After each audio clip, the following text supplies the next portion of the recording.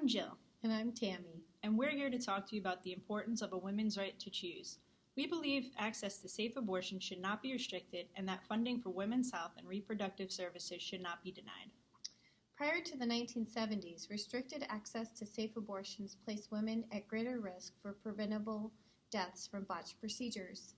Since the passage of Roe v. Wade, abortion rates are at an all-time low, while access to family planning and sexual and reproductive health services are contributed to a decline in unintended pregnancies.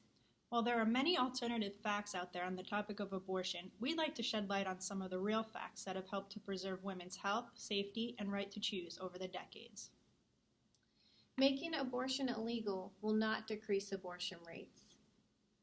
Per a study carried out between the Guttmacher Institute and the World Health Organization, annual abortion rates reflected a decrease from 46 to 27 abortions for every 1,000 women between the ages of 15 to 44 years of age within developed countries.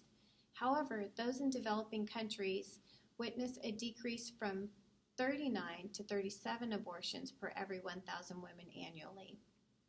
For those living in countries where stipulations are placed on abortion, such as for cases only where it threatens the life of the pregnant female or where the procedure is absolutely banned, the numbers reflect 37 abortions per 1,000 women. In countries where abortion is not prohibited or illegal, numbers reflect 34 abortions per 1,000 women.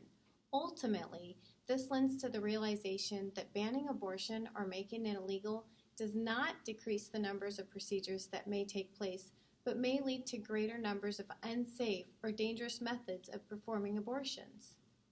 Abortion rates did not soar after abortion became legal. Since the passage of Roe v. Wade in 1973, abortion rates have been at an all-time low in the United States. In 2014, the abortion ratio per 1,000 women fell to 14.6, the lowest rate ever recorded, and continues to fall today. According to a report released by Guttmacher Institute on Abortion Incidence and Service Availability in the United States, an improvement in contraceptive use has led to less unintended pregnancies. This suggests that focusing on increasing access to contraceptive methods will empower women to plan their families and avoid unintended pregnancies. Restricting access to safe and legal abortion kills women. Per the World Health Organization in 2008, it was estimated that 21.6 women undergo abortions deemed unsafe worldwide annually, with 18.5 million of these taking place in developing countries. Additionally, it is reported that 47,000 women die from complications related to unsafe abortions yearly. When broken down on a smaller scale, that places the preventable death toll at close to 130 women daily. 13% of maternal deaths are contributed to unsafe abortion practices. Also not to forget, prior to the passage of Roe v. Wade, maternal deaths related to unsafe abortion practices within the United States were estimated at approximately 5,000 deaths between the 1950s to the 1960s. Per the Guttmacher Institute, the numbers projected a decrease to approximately 250 deaths annually around 1965 and continued to see a decrease in the years following the legalization of abortion. Terminating pregnancies are a small portion of services offered by abortion providers. Abortion providers such as Planned Parenthood offer many other services that are targeted towards prevention. According to the organization, only 3% of their total services went to abortions in 2014, while 80% of their services are aimed at preventing unintended pregnancies.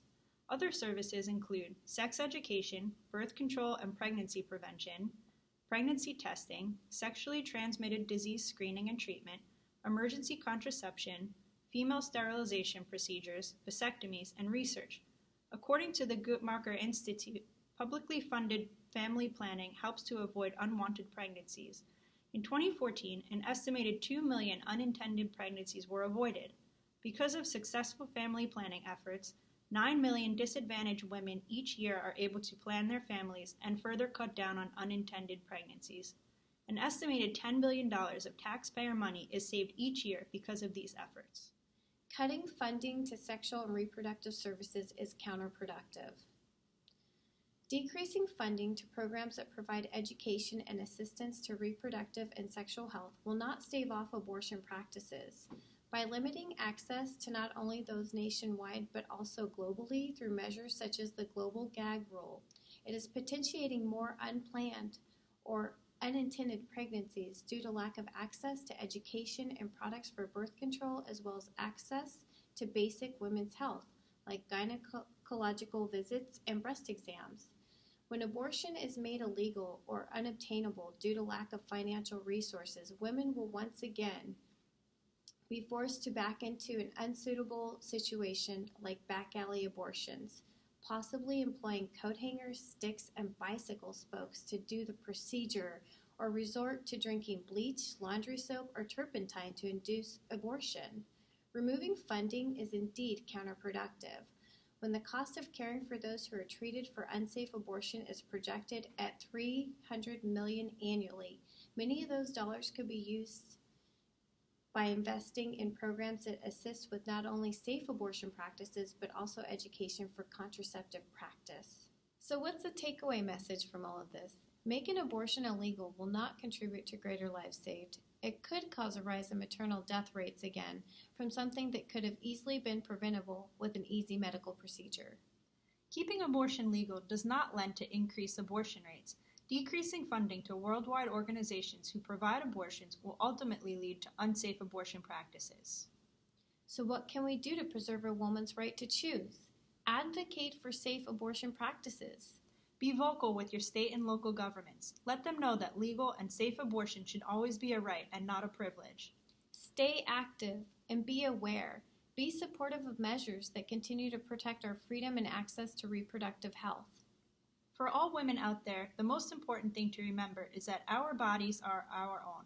No government should take away our power to decide what's best for our own bodies.